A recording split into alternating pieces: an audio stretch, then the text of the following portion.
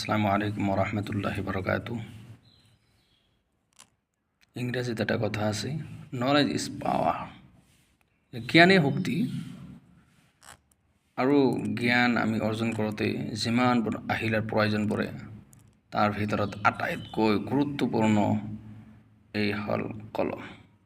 গতিকে আমি কলমেৰে আমি শিক্ষা আৰম্ভ কৰোঁ, জ্ঞান অৰ্জন কৰা আৰম্ভ কৰোঁ। আৰু আমি যিমান জ্ঞান অৰ্জন কৰিম কেতিয়াও জ্ঞান কমি নাযায়, বাঢ়িব। গতিকে আমি এই কলম আমি হাতত উঠাই ল'ব লাগে আৰু এই কলমেৰে আমি জ্ঞান অৰ্জন কৰি থাকিব লাগে। যিমান দিন আমি জীয়াই আছোঁ আমি জ্ঞান অৰ্জন কৰিয়ে থাকিম।